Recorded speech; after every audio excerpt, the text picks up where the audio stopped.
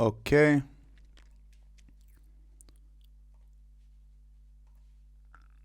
Can everyone see my screen? Okay. Uh, Starting slideshow now. Okay, so welcome to today's workshop on how to CA and how to become a good CA, I guess. As I said, this is a very interactive session, so there'll be moments where we'll do things that typical chief adjudicators do. But before that, let's just answer a very simple question. What do CAs actually do? So this not just judging tournaments, CAs do basically 6 things.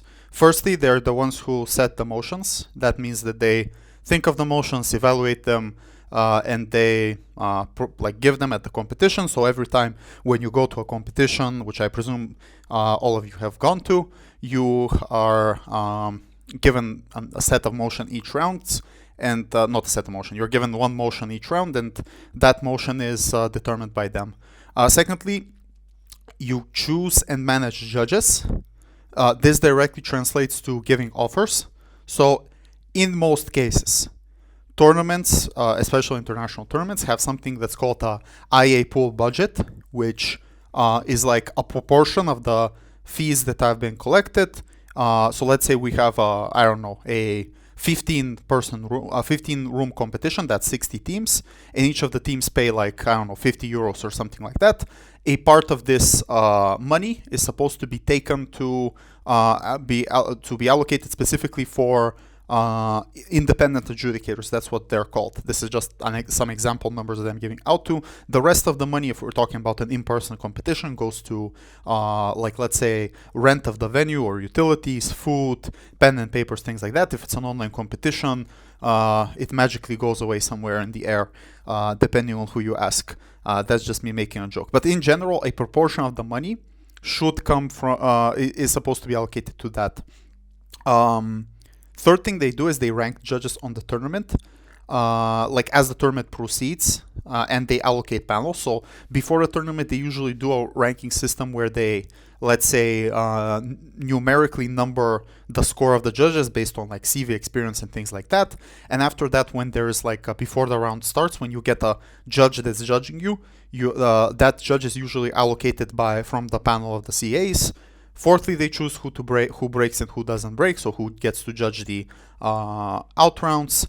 Fifthly, they're partially responsible for the tournament itself, i.e., since they're working directly with the organizational committee, they are since they're responsible for the debate part, that's also connected to, let's say, the schedule, that's connected for that the draw is on time so that you can release it, that's connected for the break being on time so that the tournament can proceed, and things like that. And finally, they are the single source of truth in terms of debating. So some competitions have a training officer, most competitions don't, and usually when you want to ask questions about how to in debating or about motions or about helping people, you go to the CAs and you talk to them.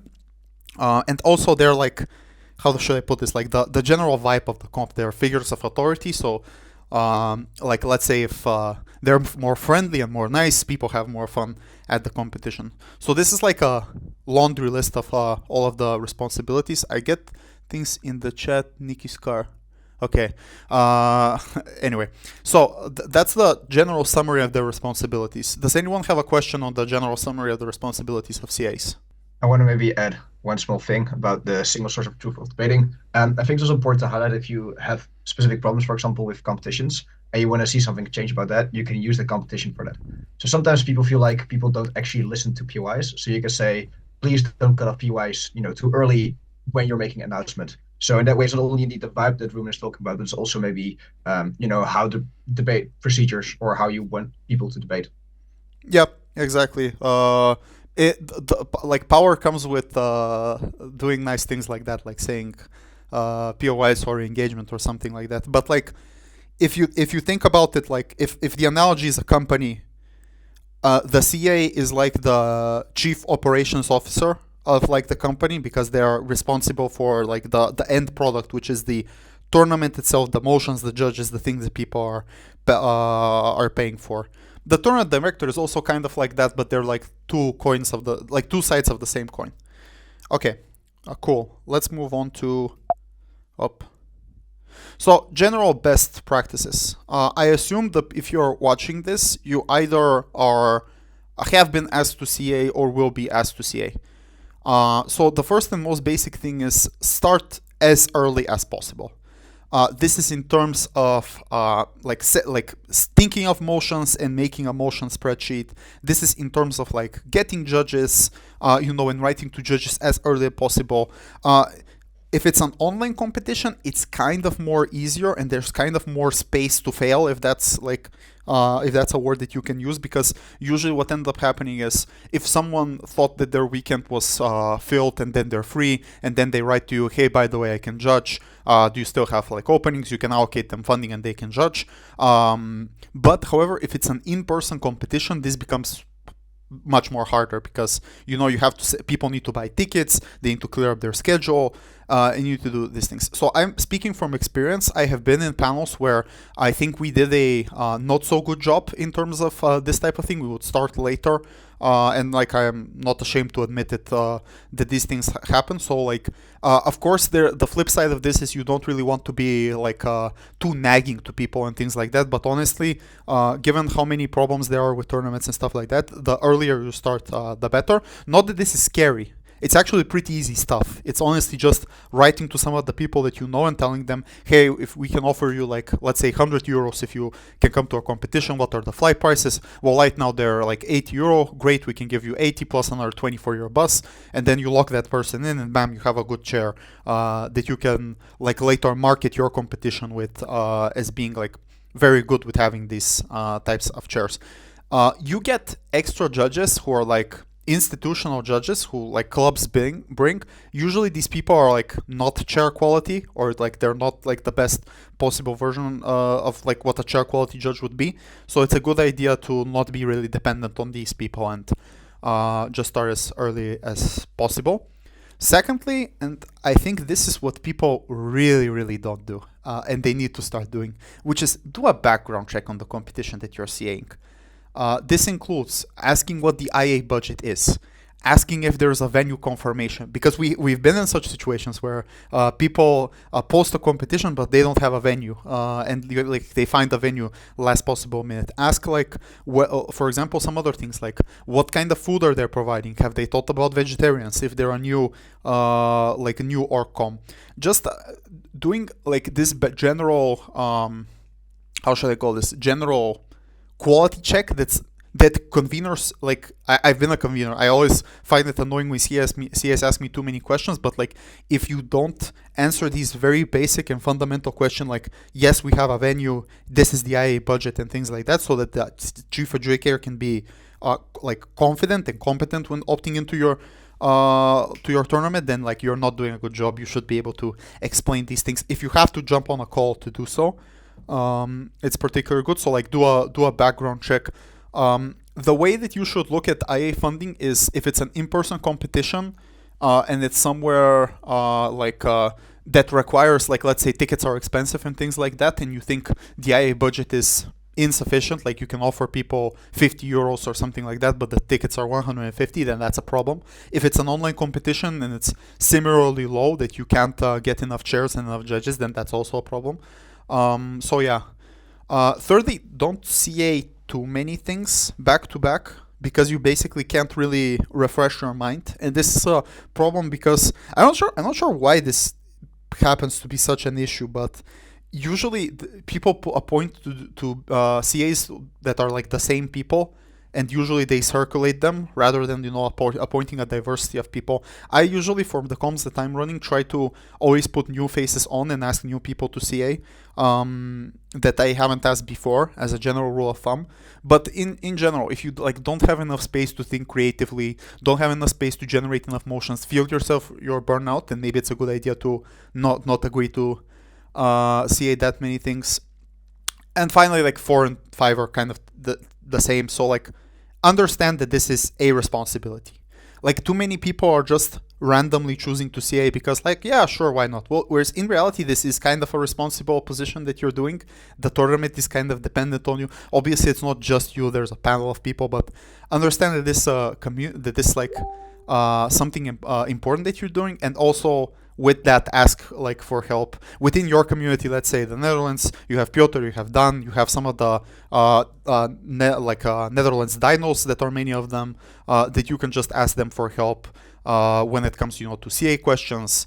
You can ask the equity for equity questions, or for or questions. Like try to be like not super within your own field of vision, and try to ask as many people as possible. So yeah.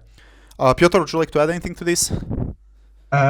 Yeah, so the responsibility part, I want to stress this that if, for example, something happens where you suddenly can't make it, and maybe there's a family emergency, or I don't know, you're really overworked and that kind of stuff, that's understandable. But part of the responsibility is also communicating that on time. So if you already feel like maybe I won't have time in this week or that week, I think it's better to communicate that beforehand rather than doing it too late when people might be stressed because they still need to test motions or they still need to find judges. So communication is very key in the part of responsibility. Absolutely, absolutely. But yeah, like in general, this stuff is not hard. Like as you can imagine, it's not like something super complex rocket science and things like that. When we get to the actual CA part, it is. But trust me, too many people get this section wrong. Like they don't start as early as possible. They don't do background checks on the competitions that they agree to CA. They CA too many things. They don't understand the responsibility, and they don't ask for help. Like if these 5 things you just do this, you can be like an incompetent CA in the debating part and still be much better than like let's not say the majority of people, but what some people have as problems. And it also like puts you in a good position. Like if you know that the competition you are seeing is good, like good in terms of like the bare minimum, having a venue, having a good IA budget, and things like that. Like for example, this is why I would never agree to CA Oxford and Cambridge, because they will either tell me, well, our independent adjudicator budget is like this small, and I would be like, no, this is impossible to work with. It costs this much to come to the United Kingdom. You need to increase it more and more. Yeah. So this is my quick hate to Oxbridge that I obligatorily have to give at these types of videos. Maybe we'll remove it. But yeah, these are general best practices. Are there any questions on them? Cool. Let's move on. Maybe just one note. I understand that like the way that this workshop is tailored now is like towards your local community, and like all of you know each other and you're kind of like friends. That doesn't matter. Like if you are invited by, let's say, I'm thinking of a random name here, but let's say Leiden Open. Nothing against Leiden Open. This is the only Netherlands town that comes to my mind, and they're like, actually we have like a low IA budget. You shouldn't feel like peer pressure to CA this competition because someone decided to be extremely bad in terms of organizing it. Like if they cannot bring these bare minimum of functions, it doesn't matter if they're your friends or they're your local community. It's much better to not have a competition rather than the competition be at serious risk constantly and it being a low quality event, at least in my opinion. Or maybe they could scale back. Maybe it could be a novice competition or a pro-am competition or something like that. No one has to necessarily do the exact same big BP comp. Just wanted to note that down. Cool. Motion creation. Pjotr, this was your slide, right? Yes, it is. So this is already maybe the first one that's a bit more technical. So I think overall, there are kind of like 4 ways to create motions. And I think the first one is the one that you should do the most, which is passive. So if you are, for example, a person who studies politics or has taken a philosophy course, maybe just think about, hey, is there anything interesting that I can do here to maybe set a motion? But I think this is also something that you do already a bit more, right? So these are reading newspapers, maybe watching some YouTube essays, which are commentary on, I don't know, specific things and trends happening in media. And I think it is important to kind of like think about and think and write them down. And I think this is important. You write them down, and also afterwards you still look back, because sometimes you think like, oh, this is a really nice part of the book, and then it turns out actually it is not really that good of a debate. And at the moment you've written it down and you look back at it afterwards, you're going to be able to see that with a more critical eye. But I would say most of my emotions and most of the ideas that I think are the best come from these passive things. Now, let's say you are a bit short of motions. Maybe you've looked through the notebook. If you like, they are a bit too similar with a different kind of motion. There is a possible way to maybe look actively for motions. And I think that there are specific sources of inspiration that you can look at or try to look at before the competition or when you already have the sheet down. So these can be, again, newspapers, being able to look at also look maybe what is trending. So often you're able to see on Google what are the news stories that are really big right now. But also one specific one I want to highlight is the Stanford Encyclopedia for Philosophy. It's quite extensive. It is so good that you're even able to use this for philosophy courses and philosophy essays as a source. And it has a lot of different things about maybe the state, what is legitimate, how far can a community go, that kind of stuff, which is quite extensive. And you can maybe read here and think like, oh, maybe this is an interesting principle we can think about, and that kind of stuff. I would say that active looking, I would discourage, but I would encourage if you are looking for specific kind of motions, or you just haven't had the time to really jot the things down and you just want to have more inspiration. The third one is just create many. So this is kind of like creative writing style. If you start writing, it's oftentimes easier to come up with new things. So sometimes what I'll do is I'll just think maybe of a book, of a motion, and I'll just write it down, maybe write an info slide, and I'll think about what do I kind of intend with this motion. And then if I like maybe think about it and I think like, oh, this could be an interesting clash, but I'm thinking, oh, it's actually not part of the motion, but it could be a motion in and of itself. It becomes more possible to actually think of motions. I want to note that most times these motions will actually maybe be a bit silly or maybe be not that good. And I think you should definitely here be very critical of them. So, write them down one day, then look at them back another day, then you can work your way up. And fourthly, I think this is something that sometimes CAs don't do as much, but still should do, is just reuse motions. So there are a lot of stock motions that are stock for a very specific reason. They're good, they're balanced, they're deep. And I think it is good to just reuse motions because I think it's sometimes better to actually have a motion that is proven, that is good, than maybe to have one that is way too silly or that's way too hard to kind of prove. And the closing half is basically fucked unless you have that specific knowledge that you tend to have. The way to look at these are just look at majors, look at them like a while ago, so don't set motions that have set recently. And maybe if you want to adapt them, maybe reword and recontextualize them. Maybe make this about, I don't know, if there's a social media one, maybe you can maybe talk also about specifically TikTok. Maybe you can change the context in that way. But I think it's fine to just reuse stock motions. And I think the nice thing about stock motions is they also kind of like reward people and create a sense of recognizing or like recognizability. In the sense that if a person already has gone to a debate and they have debated something similar, it makes it maybe easier for them to make arguments and also feels like they're actually improving. So that's also why actually using stock motions might be good because people feel more comfortable in debating them, and they are get somewhat of like a safer motion compared to maybe having 4 or 5 completely brand new ones. Room, do you want to add anything here on motion creation? Yeah, let's just actually show them this particular show them this particular thing. So like if you go to this spreadsheet, it's called the global debating spreadsheet. I hope you guys can still see my screen. Do you see the spreadsheet? Yes, we do. Yeah, and so like here, this is also where you can look at the future competitions, but if you go down here to the tabs section, some of the tabs don't work unfortunately, but they're divided into majors on the left side, large tournaments, which is 20 plus rooms, British parliamentary tournaments, Asian parliamentary tournaments, schools tournaments. And if you just go here to this green one or this red one and you go down, you can see so many competitions. Someone cut some of the information here. This used to be, like this is the problem with this stuff. Like people just, since anyone can edit, people can just randomly cut things. But that's besides the point. You go here, let's say you go to, I don't know, which competition. Let's say this competition, you open it up. Well, maybe this will not work. Yeah, it's one of the broken links. But like, let's say debatable open. Maybe this will work? No. Okay. Well, this is a good practical example. Okay, Princeton Ivy, 35 rooms. This is a big competition. We open it up. Let's hope Princeton paid their calico. Did they pay? Yeah, they paid it. Then you go here to the motions tab, and you look at like the motions that are given.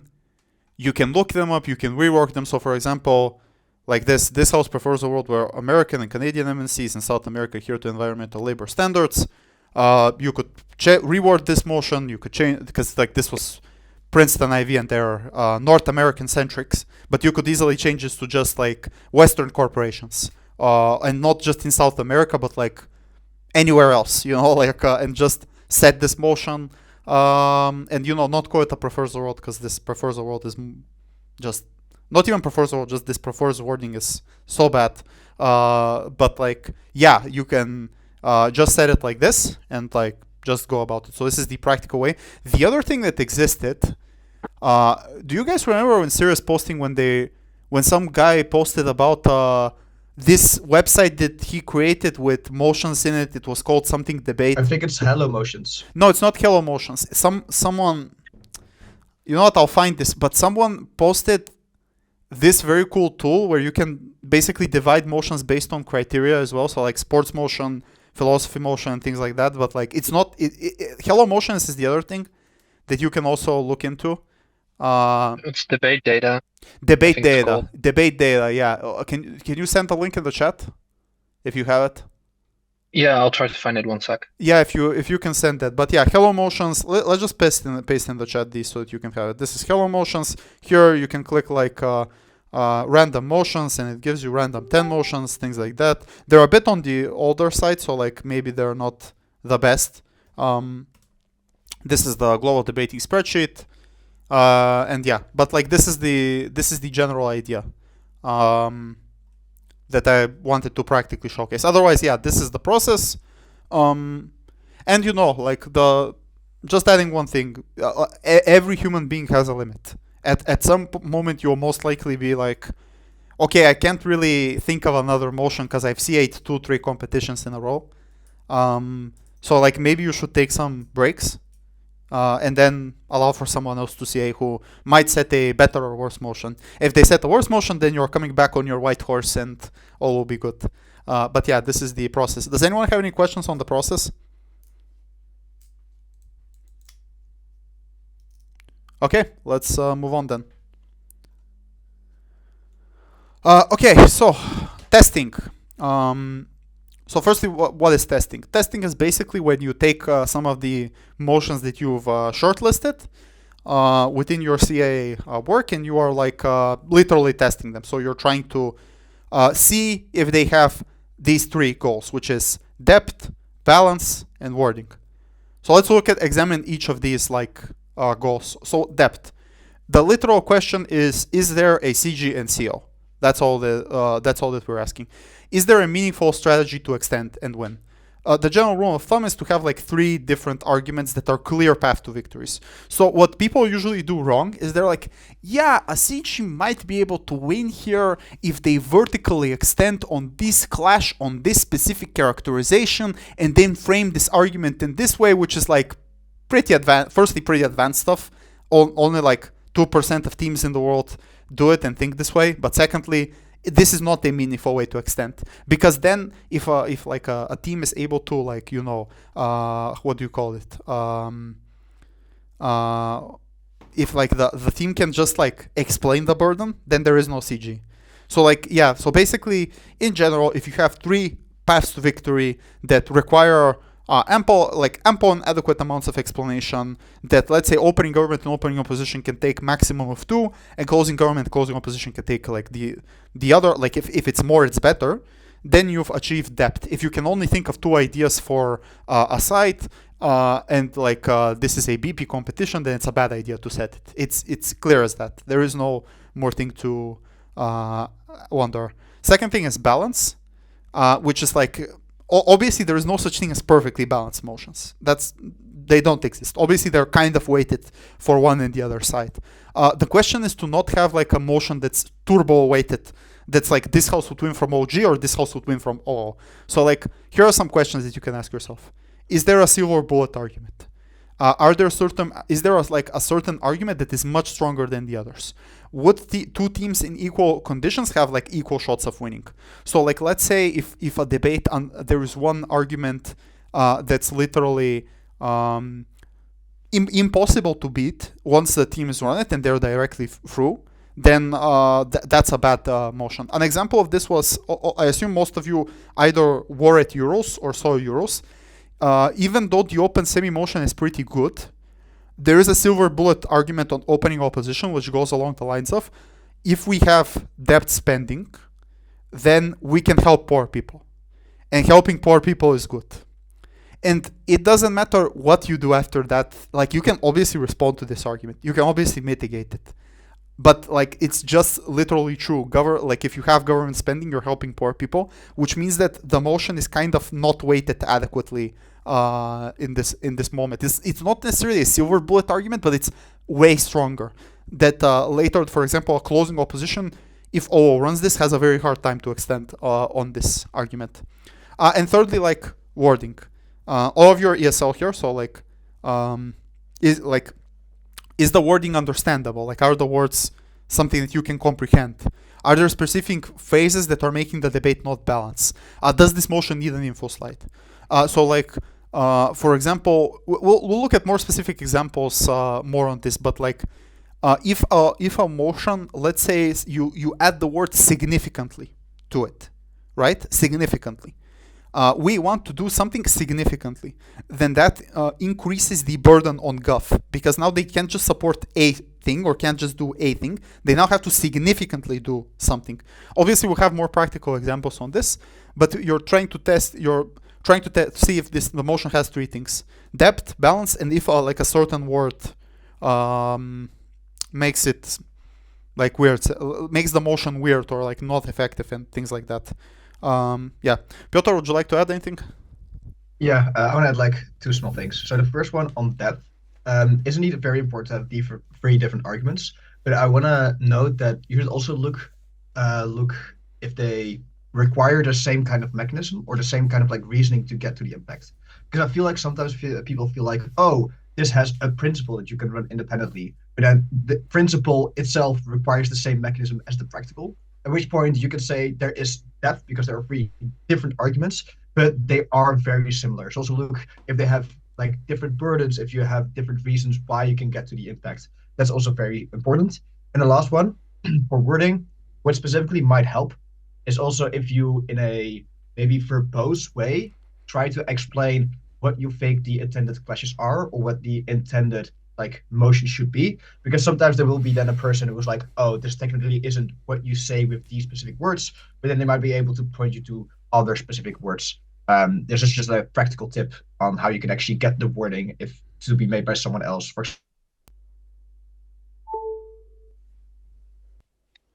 Okay, I was answering a question that one of the people had about how you test for silver bullets. Did you still record that? Or your electricity stopped? It's still recording, don't worry. Okay. I'm happy the Zoom didn't crash. Okay. Then to maybe continue actually answering the question. So once you've assigned a person to the side, they can see these are arguments I made. I think this argument is very easy to prove and is very high impact. And they can say like, okay, that is a silver bullet. So I think in that way you can just think about it. But I think you can also just actively think about, if I would be a bad actor and I would really want to break it and I really want to push burdens, what would I run? What would I run as just like making it too difficult for government to win or for too difficult for opposition to win? Yeah, I think that's the way to kind of test that. Does that answer your question? Yeah, partially. But for example, if the extreme arguments are stacked more in one case, but they are also an equity violation, how do you compare that with the silver bullet argument? Isn't that like a very specific scenario? Like if they're an equity violation versus a silver bullet? Like, sorry, Jaak, maybe if you repeat, I think I understood what you said, but... For example, in some cases, like if you take it to the extreme, it's already stacked on one side, but it's also an equity violation. So how do you compare with that?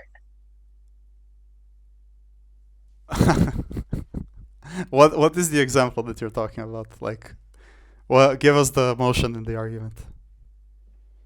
For example, if you want to debate about free will and other stuff, whether predetermined path is better or free will path is better, then someone brings like some atrocities from war or something.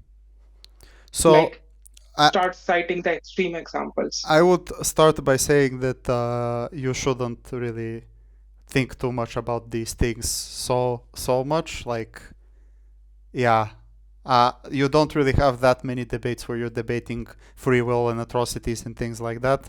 But honestly, most motions are not like the way that you think. Most motions are like kind of generic. We're kind of like debating some kind of policy, some kind of phenomenon. We're not debating like super obscure things. I know that this is a cop-out answer, but in reality this is the answer, right? Like that maybe you have like a wrong viewpoint on these things, if that makes sense. Thank you. No worries. But also like to actually answer your question, this is what Pjtor told you.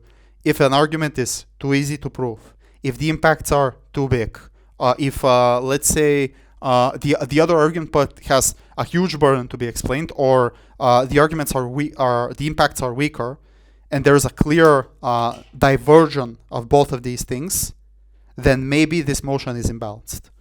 Does that make sense? Yeah. Cool. Let's continue. So let's point out some problems that you can find in motions that people people just randomly do. Shallow motions. This is what people said. They're kind of associated with the previous slide. You know, just because like people think that a motion is fun and they sound fun. Like let's say this house prefers polyamorous society or something like that, and then they like I'm not sure if this motion is truly shallow, but like let's say it's a shallow motion, but they think like it's a cool OG and they're putting it there. So like if it's shallow, if it's unbalanced, the third thing is called a false dichotomy, where in the real world you can do both. So in general, false dichotomy motions are like how should I put this? Like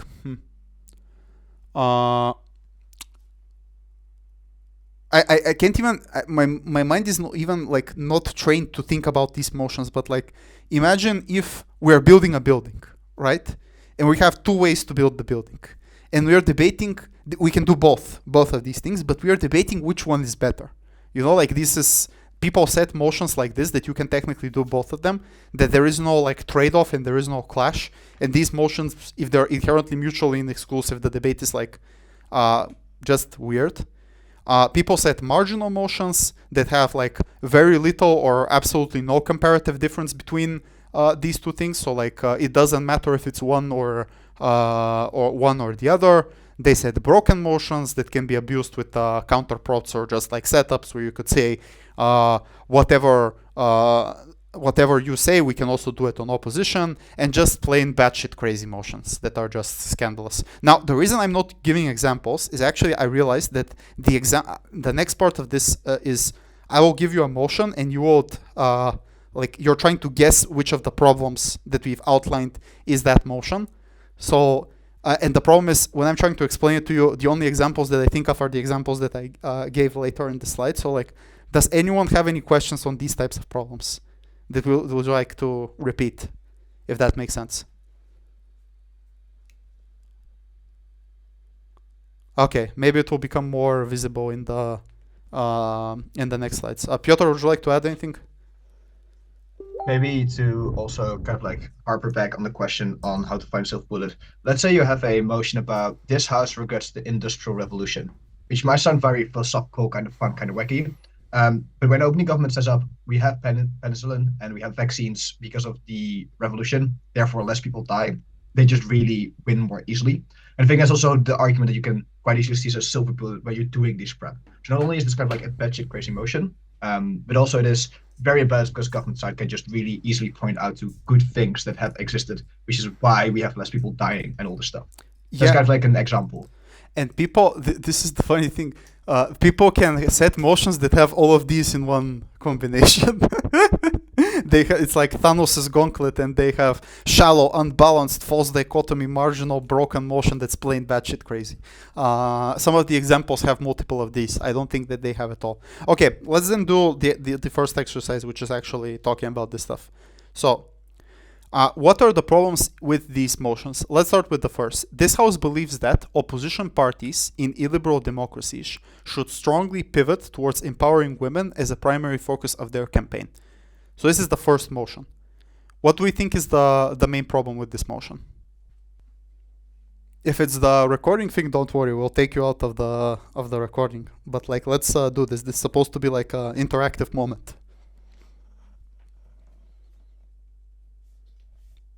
Yeah, go. Just unmute yourself and go. It's fine. Go, Daniel.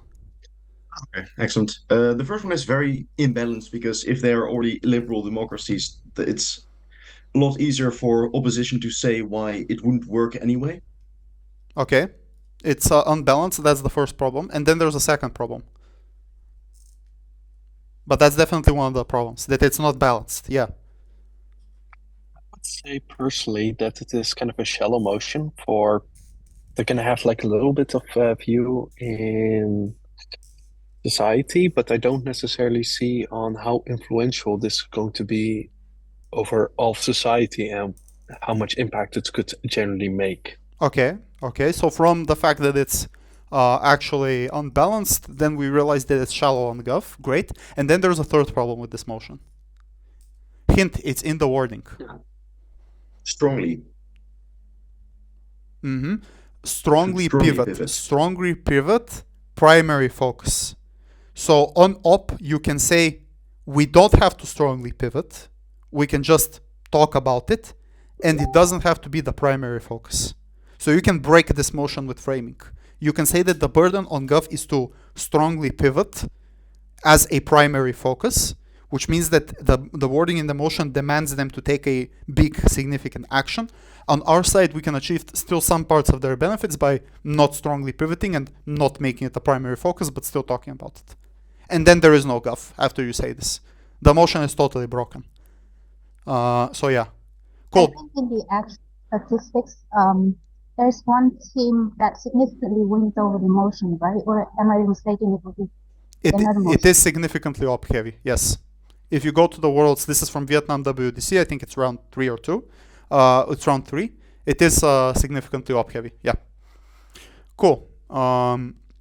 Second motion, this house prefers reactive to proactive EMS enforcement. So this thing has an info slide that I could never fit here, but it's basically something about like building buildings and stuff like that. So what do we think is the problem here?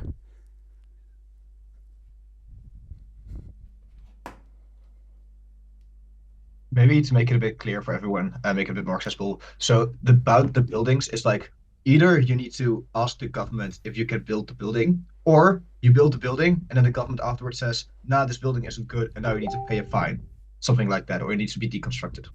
Yeah, so like reactive is the government fighting you and like enforcing them. Proactive is you asking the government beforehand. What do we think is the problem with this motion? It's one of those motions where you can just do both. Exactly, it's a false dichotomy. The government can both mandate that you ask them before you build and both check your building afterwards. There is no mutual exclusivity between these two policies. You can, in the real world, do both. Exactly. And then, so why is this a problem? Because technically in this debate, if you can do both of these things, then there is very little comparative. There's very little difference between both of these things if both are possible to resolve the problem that we're talking about. So basically then the debate comes down to some other things that we are kind of nitpicking and wondering based on what to run or to not to run. If we can do both, you know? So yeah. Good job. Okay, third motion. This house believes that developing countries should nationalize all mining resources extraction industries. So what's the problem here? Is it just one of those bad shit insane motions where it's just insanely hard? No, it's not insanely hard. Another thing is a problem. This house believes that... It's very shallow. Wait a second. This house believes that developing countries should nationalize all mining and resource extraction industries. This house believes that X should do Y. Do we know what we can do from government on X should do Y motions? You can give a counterprop. On opposition, yes. You can give a model on gov and counterprop on op. What is then the most basic counterprop that we can give in this motion? I would say to kind of have a limit, like you're allowed to mine here over a particular amount of time, and afterwards it slowly is going to be reintegrated, how Norway does it. Exactly. We can form a regulation. Not specifically how Norway does it, but we can form a regulation, which means that we can deal with most of the harms on government, and then we can still run all of the harms as to why nationalization specifically is back. Thus, the motion is unbalanced because we can break it. Like if we can break it with this very easy counter prop. Okay. Good. This house believes that the feminist movement should support the narrative that beauty does not matter over the narrative that all bodies are beautiful. What's the problem here? I mean, it's just relatively marginal. It's very hard to analyze that there's a real comparative difference how these narratives actually create a different impact. Exactly. This motion is extremely narrow. It's exactly what you said. You can't explain the comparative difference between the two. So yeah, let's move on. Also, I would say that there's a false comparative because the feminist movement is not like, one homogeneous groups. So you can say you can have people who say actually we should do X or we should also do Y because just different subgroups exist and different also charities and organizations exist which push for different things. Exactly. So it's a kind of like add another problem. Yeah, so not very good motion. Okay, this house would abolish the Olympic Games. What do we think is the problem here? I would see it would be very hard to actually describe the benefits without having a good. You can have Olympic Games have a lot of alternatives to fix it, and I don't necessarily think that abolishing it all of it would be very beneficial. And as up, you can just focus on that. That's problem one. There's a problem two. That's very good. That's problem one. We can again do the stupid counter prop stuff. And secondly, what is the second problem? Closing half can pack. Sorry? Closing half can pack their stuff and go. Yes. Yeah, closing half can pack their stuff and go. Basically, yeah, there is no bottom half here. There is one clash. If you win it, and then it's done. Okay. This house prefers that the Eastern Bloc countries had formed their own union instead of joining the European Union. What do we think is the problem here? What are the Eastern Bloc countries? Eastern European countries that were part of the USSR. This is Poland, Czechia, Slovakia, Romania, Bulgaria, the Baltic countries, and Hungary. These are all the countries that joined the European Union in 2004 and 2007. And if you kind of count Croatia in 2013 as well, even though they were part of Yugoslavia, they weren't part of the Eastern Bloc. Read up on your history. I meant that might be an issue, not really that I don't know what Eastern Bloc countries are. Well, no, it's not an issue. It's very obvious. Okay, like, guys, imagine if this were to happen, really. No, I think this sounds relatively unbalanced because I think it's very easy that like on the economic level they would just be significantly more fucked than in the current world. Super imbalanced, not relatively, 100 times imbalanced. You have your base of comparison, Bosnia, Macedonia, Montenegro, and what was the other country? Kosovo and Serbia are not in the EU and they're much more poor. And Albania, and Turkey. It's absurd. We would have been significantly much more poorer, which meant that you have a very easy path to victory from opening opposition, and you have all of the other arguments in terms of how you deal with corruption to a certain extent, how you integrate these people for them to become more like woke, more liberal, and then the burden on Gov is impossible. You have to prove that the Eastern Bloc will at least be equal, at the very least, to them joining the EU, which is impossible burden to prove. This is why this has such a huge win rate from opposition. Cool. This house believes that the IMF removing all conditions on this one is. Again, so this is again one of those info slides that I couldn't really fit here. Basically, they're like info slides. The info slide is about a bunch of policies that the International Monetary Fund mandates that countries do. So like not to have subsidies for pesticides and oil, not to pair their interest rates to the international interest rates and some other things. So like the general free market conditions. And the motion is like the IMF should remove all of these conditions on laws except anti-corruption provisions, if preferable to the recent conditions to developing countries. Maybe I didn't explain this properly, but okay, let's actually go to the motion. Let's actually so that Madrid WDC 2023. Here we go. Sorry about this motion step.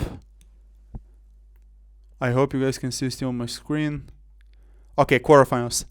The info slide is: during the recent economic crisis, the International Monetary Fund, IMF, has provided certain conditions to developing countries for receiving loans. These conditions require governments to adopt more market-based economic policies. Targets include reducing government budget deficit and increasing international currency reserves. The policy conditions provided by the IMF include 1. Reducing or eliminating fuel subsidies and fertilizer subsidies. 2. Setting the currency exchange rate to international market rates. 3. Implementing market-based interest rates. 4. Anti-corruption provisions. So basically the motion is: this House believes that the IMF removing all conditions on these loans except for the explicit anti-corruption provisions is preferable to recent conditions to developing countries. You guys can see the problem. If you can't, I don't know. Who can see the problem? It's right in front of your face.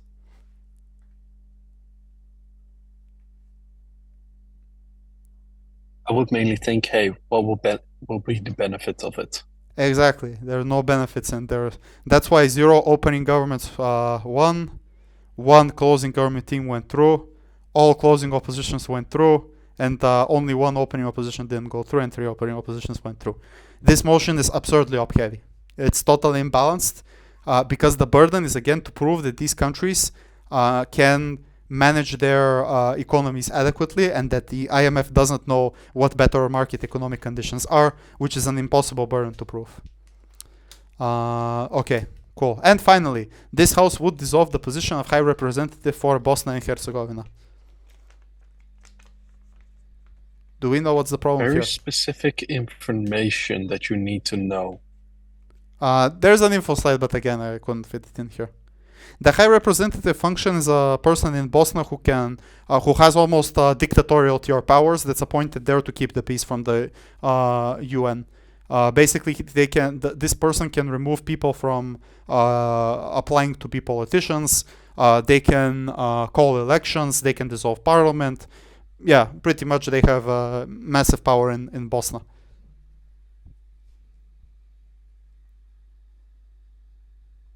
Do any of you know your history? Like your European history? This motion has no gov. There is no gov, yes. Yeah, the higher representative barely ever acts. When it does, we're very happy that it can do ban extremist parties and stuff. Yes. What were you guys at Zagreb on this, Daan? CO. Ah, perfect. Yeah, we were CO as well. Only 3 teams on government took the first, 4 teams took a second, and all of the other teams took third and fourth. This is round 8. Like this must be. Let's look at the statistics so that you see for yourself. Zagreb, UDC, TAP.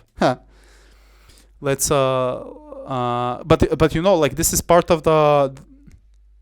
Oh no, this is for UDC 2021. Where's their tab? I never can find it. Maybe in the global debating spreadsheet. This is important. I think that their tab died. Their I tab, tried to look at it at some point. Yeah, at some point the tab died. A lot of the Euros tabs actually died. but it's Calico So the based. Madrid one is also dead.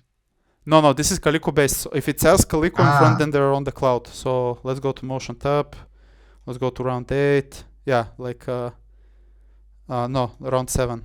Yeah, as you can see, all opposition versus government. This is an absurd statistic. 2 OGs 1, 2 OGs, 2 CGs 1. Yeah, something like that. And look at how many opening oppositions and closing oppositions won. Like, this is an absurd motion. Yeah.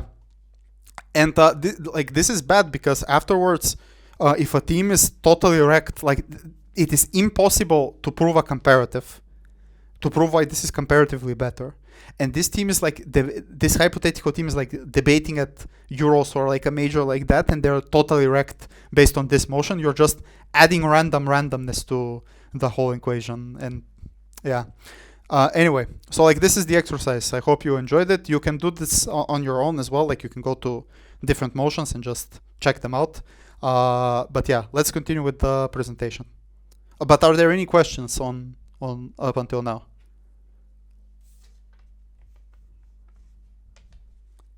Cool. Let's continue. Okay, how to test. The first and most basic thing, you should do this. You should be the one testing this. Many CAs just give motions without testing them. This is a horrible trend. This is also due to many CAs agreeing to CA things because they're invited. If you can't, like you shouldn't CA that much, I guess. Basically, the way you do it is literally like anything. You take out the timer and you prep the motion for 5 minutes. You don't have to prep it all 15. And the goal is identify how many paths to victory you can generate, not ideas, whole paths to victory, like you can win with this argument.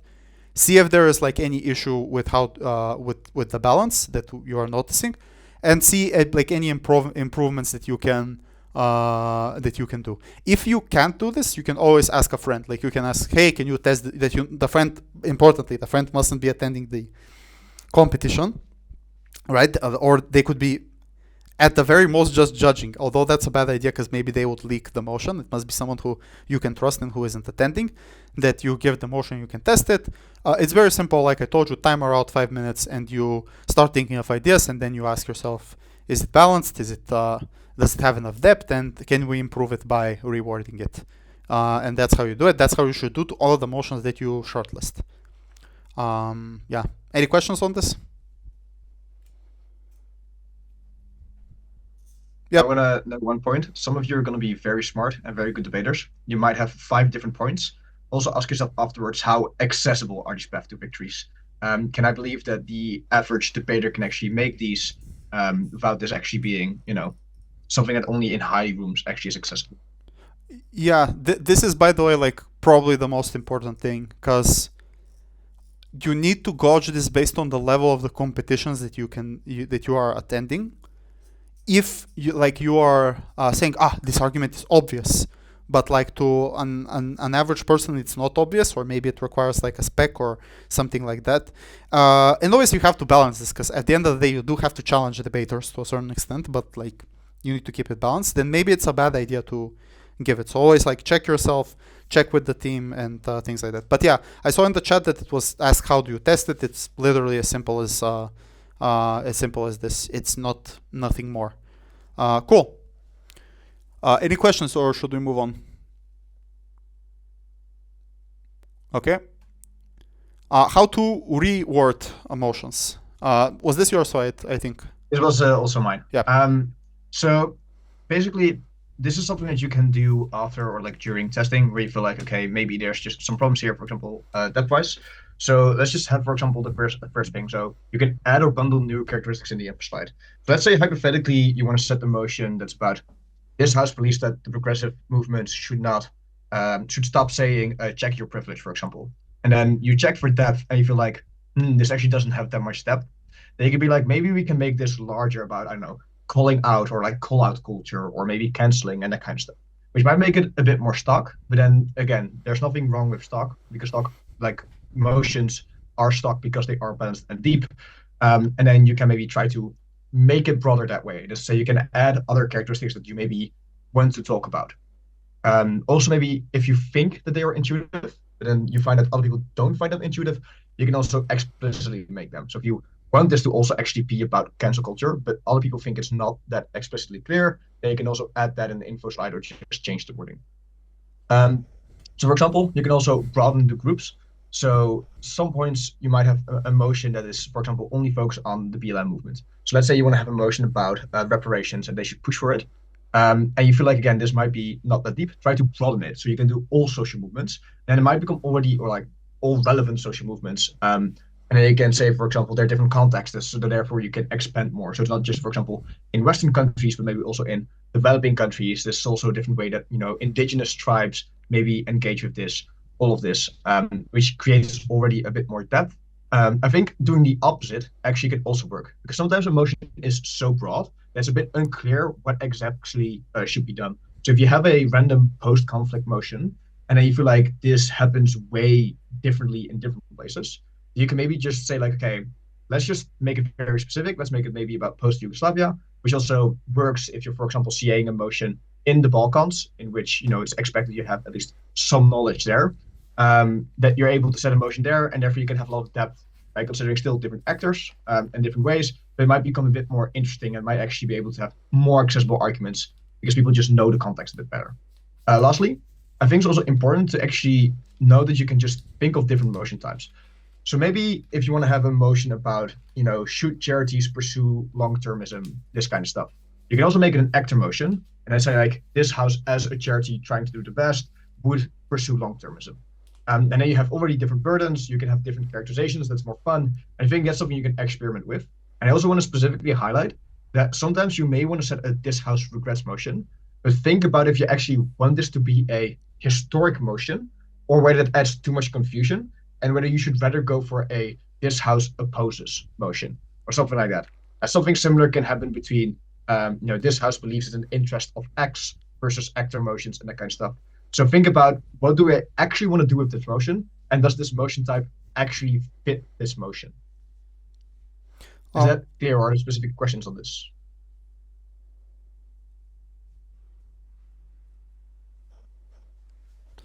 I think I'd like to add just two things. So the first is, guys, read the manual.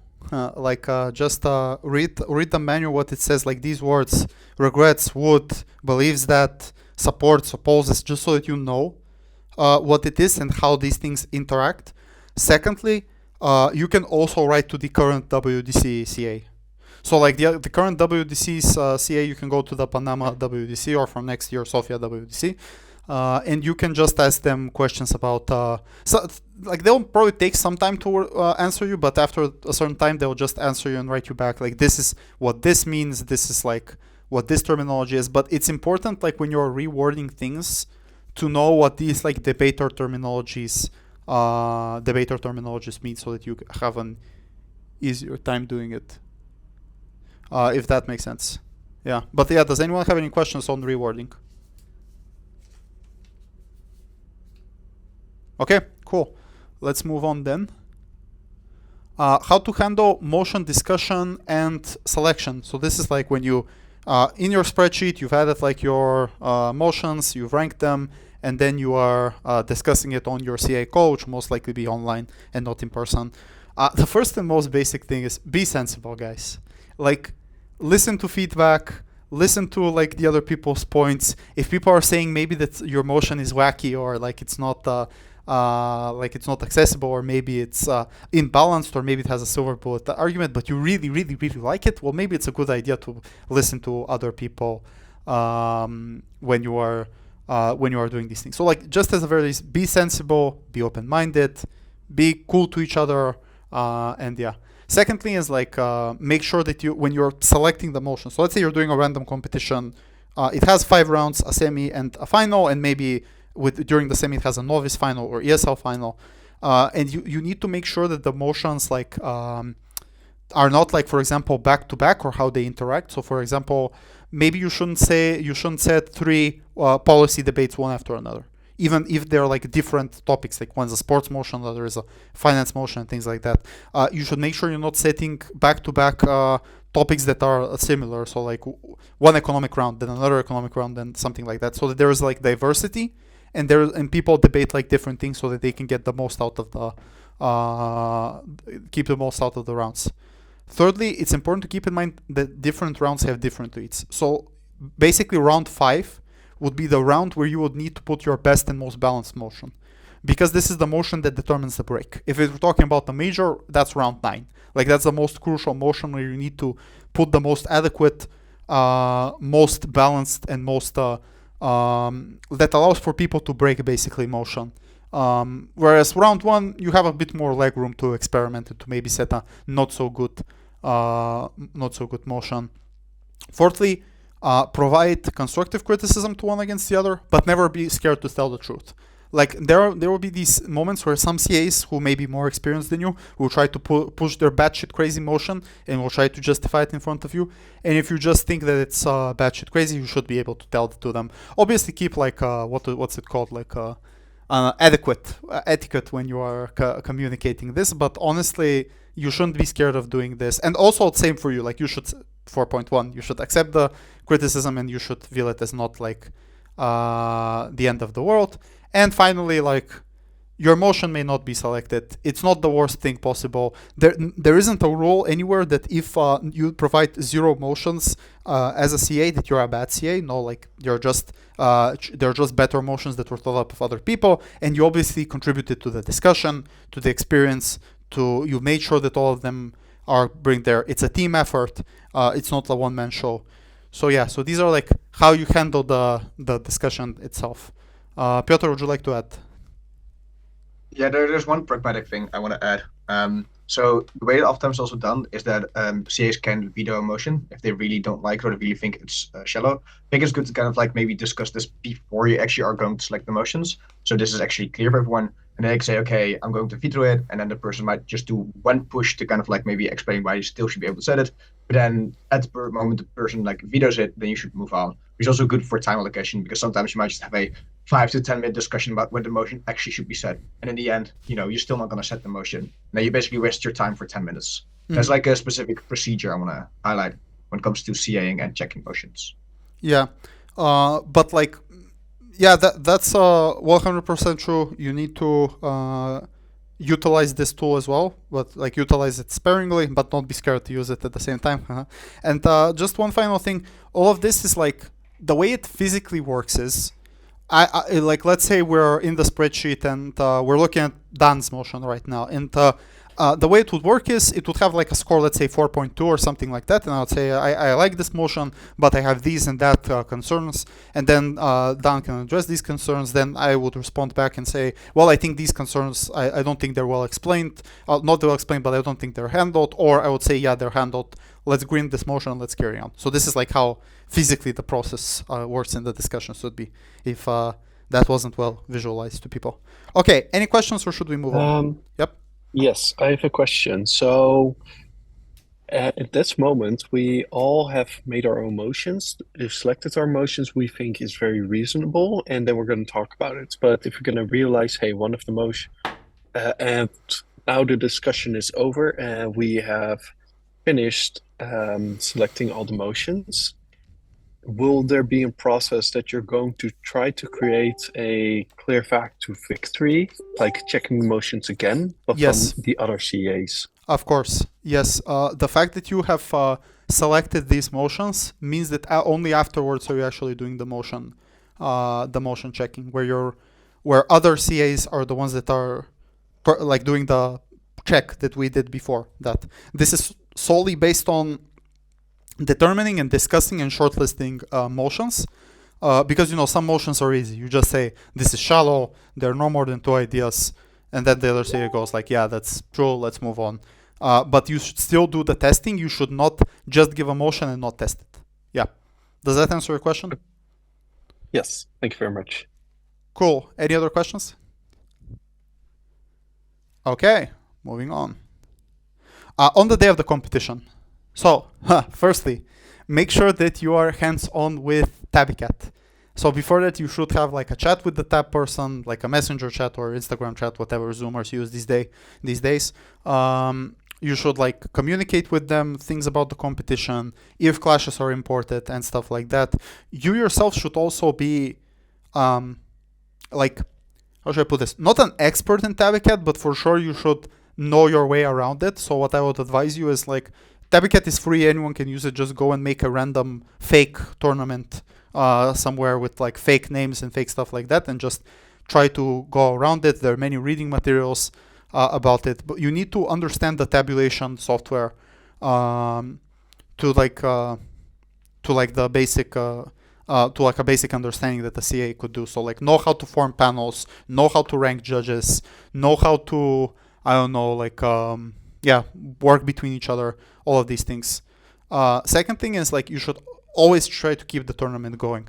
So this means, for example, when you finish the round and you've explained your call and people come to you for personal feedback, you tell them, please talk to my panelists. They're right here. They're very helpful. Try to find me later. I need to go and do CA things.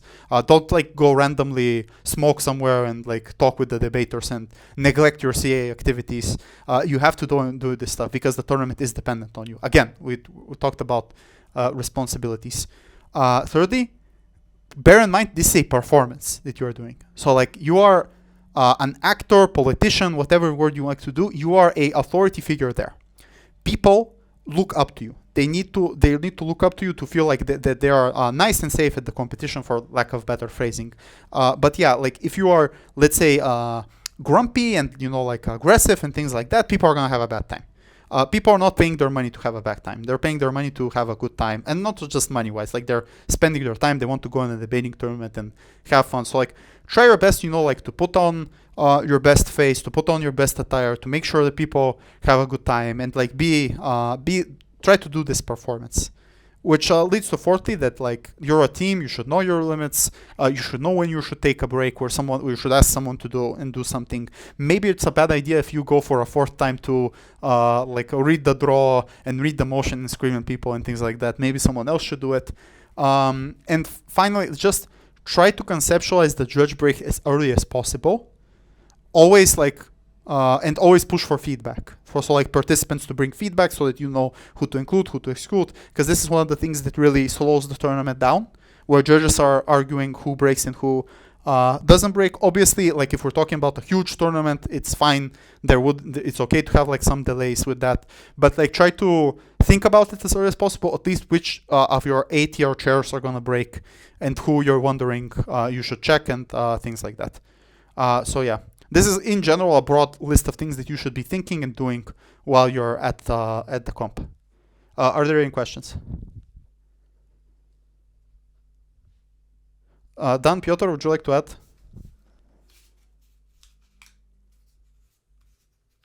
No, not really. I think you.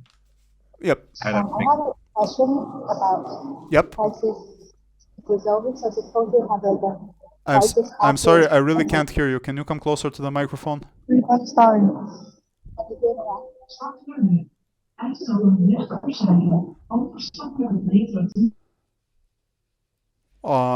Sorry, I was hearing literally a speaker. Maybe you could write it in the chat if that's better for you. I can check the chat. Yeah. In the meantime, if anyone else has a question, that's also perfectly fine.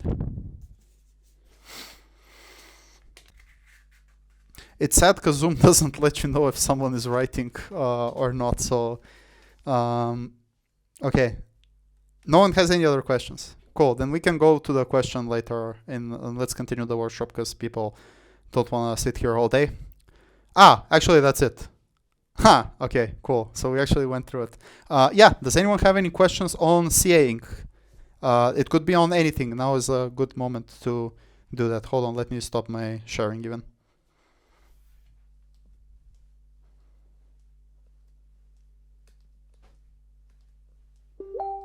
Are there specific things you see often in CA discussions where you kind of get stuck up on? And do you have any tips to like avoid them? Like, because I imagine like motions are like overarchingly kind of the same, and so how do you prevent falling into repetition or fall into like useless discussions on CA panels in relation to keeping in time and stuff? So honestly, the things that we pointed out in the presentation are kind of things that just pop up. So this includes tournaments that are scandalous and you need to double check beforehand. IA budgets that are low. This includes people pushing motions that are shallow or unbalanced. People really caring about their motions, so you need to call them out. People not thinking about like tabby cat and things like that. People not making sure that they're thinking of the judge break before that. All of these things pop up. If you think about it, it's like a long laundry list of things that you just need to check.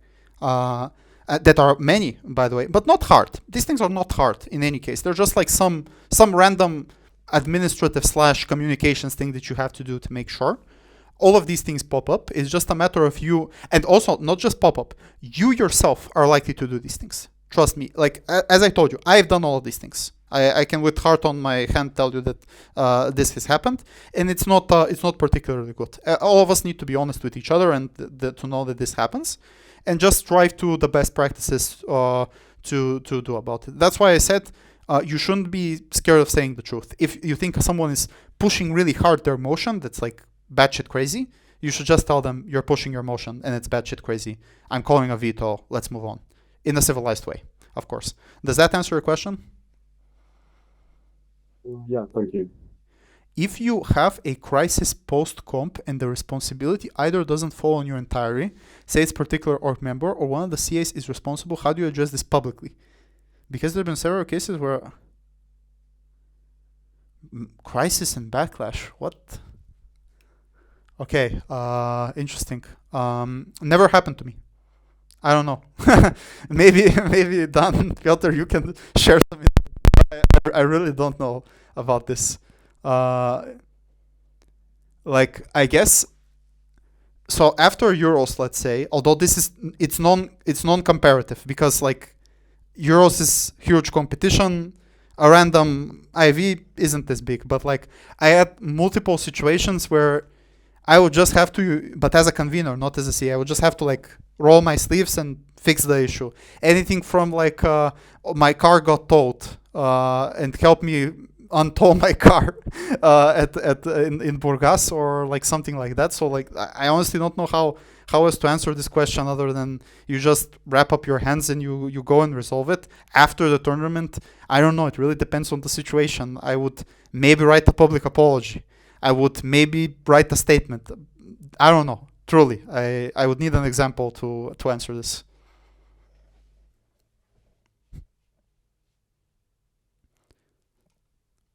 I mean, does that answer your question? I'm sorry if it's a cop-out answer, but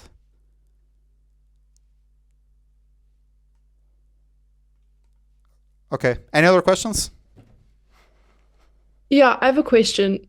What would you say, like, as a first time CA, like, you're too worried about that now as an experienced CA, you're like, actually, like, that I shouldn't have worried about that as much. Like, what do you think is like the most, like, new CAs think is the most important versus like now in hindsight, you're like, actually this, like, other things are more important? Yeah, I would say number one thing, everyone's gonna complain.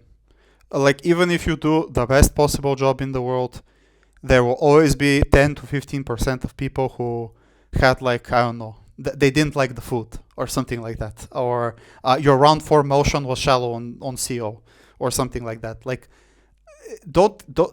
like I told you, it's important to make people in general feel good while debating and feel nice. However, within debating, there are just many people that are pure complainers. No matter what you do, this will happen. So don't let these people get to you. Don't really think about it that much. Don't feel bad. It's like, because at the beginning I was like, these people are complaining. Probably I'm doing a bad job. No. They're just complaining. So don't really think about it that much, and just go about your CA job. Does that answer your question? Yeah. Can I add one thing to this, Roman? Yep, go for it. I would also say that the thing that Roman and Pjotr mentioned earlier of none of your motions getting passed, I noticed that usually a lot of new CAs are like, oh, none of my motions made it, so I was a bad CA. That's absolutely not the case. You can still have very meaningful insights. 100%. Yeah, slight question on that is, what are the biggest pitfalls as a first-time CA? I would say everything in background check, slide 1.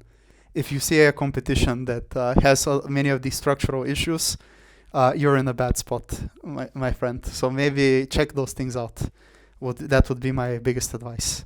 And it's like I told you, it's perfectly fine. At the end of the day, not everyone has to be a convener, right? If you can't, convening is a moral responsibility and a practical one. So if you cannot propose these very basic parameters, then don't CA that competition. Do an online one. I don't know. Yeah, but that would be my biggest. That would be pitfall number one for sure. And I guess the other thing is just like I said, not getting things on time, not activating processes early enough, not thinking about these things, and not asking for help. Like in general, it's kind of like a job if you think about it. Like if you're an accountant, you are just reporting the invoices and you're doing the final financial statement, right? It's just some processes. This is literally the same. You have like a list of judges. You're supposed to find them. They have to do the job. You have to pay them the money. You have to make sure that the money is there. Then you have to stack them in the competition. You have to make make sure the motions are good. And then the competition should run on time. And you should always be proactive. Like this is the whole process. It starts from here in the beginning, making sure you get the stuff rolling. So yeah. But honestly, it's not scary. Like most of you guys will most likely have jobs that are much more complex than this in your lifetime.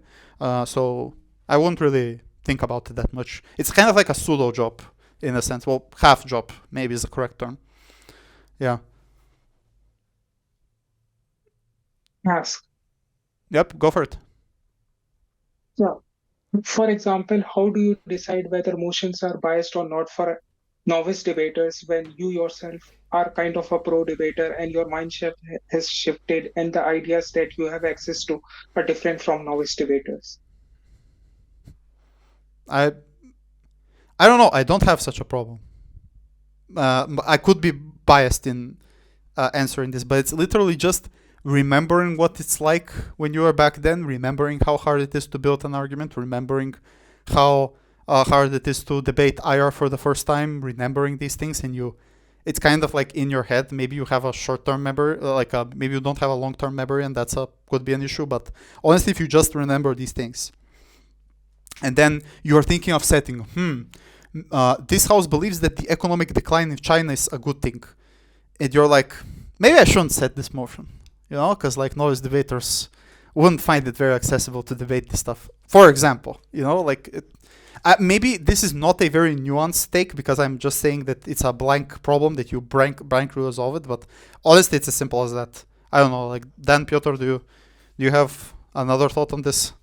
I have a couple of things you can think about. I think one, how much in-will knowledge does a person need to have? So if someone actually needs to know exactly how politics works or how a specific country looks like and that kind of stuff to make these arguments, then already it's going to be very hard to actually think of extensions. And also, I think that when you are testing emotion, I think you oftentimes see what are the burdens of this argument? Like, how many steps do I need to prove for actually to get to this impact? And at the moment, you notice that there is just a lot of framing that needs to be done, or a lot of burdens that you have inherently in the argument, or even explaining why something is important. I think that is kind of like a warning sign for you that this argument most likely is not accessible for most novices. And I think maybe a third, maybe practical way to do it is most likely if you have CA'd, you've also judged debates. You have seen novices and kind of what arguments that they've made, at least in round 1 and round 2 when most rooms aren't completely balanced yet. So I think if you just maybe think back about these people had trouble making these arguments, that is something you can also learn by experience. So from now on, I guess if you want to become better at this, you can just look at the debates that you're going to be judging and just think about what arguments are they making and why are they making them this way. I hope that maybe helps. Yeah, thanks so much. Also, it's for you guys as a circuit specifically, if you guys are new CAs that are just starting off to CA, maybe it would be a good idea next competition that wants to do it, let's say Leiden. Again, thinking of Leiden, I have no particular thought for them, just the random city that I have. And they want to do a comp, tell them, why don't you do a novice comp? Or why don't you do a pro-am comp? Or why don't you do something else so that way we have a less experienced CA pool to work with them so that they can get the experience. That would be a good idea. In Bulgaria, we do the same. Although our competitions are in Bulgarian, we try to make we try to make conveners that want to make them like novice pro-am and stuff like that. Yeah. Okay. Any other questions or? Cool. I hope this was helpful. I hope all the resources are helpful as well. If anyone doesn't want them to, they don't want to be publicly published in this workshop, just write to me and I'll remove it. I also will look at it and then I'll determine whether or not we should publish it as well. But I'll definitely send a copy for sure, so that everyone can have it. Yeah, I also want to highlight that I will try to make a video which is a bit more about the tedious stuff, such as how does the CA actually look like, what do you kind of like do when you are testing a judge and that kind of stuff, which can really fit in this workshop as well. I'll try to make a video on that on the YouTube channel for the Dutch competitive platform. So if you have questions about those, you can also send them to me beforehand, and I can try to work them into the video. Okay, guys. Nice to see all of you. Hope to see you. Thank you very much for your time. No worries. Thank you, and hope to see you at competitions. See you. Thank you for Bye. this. Bye bye.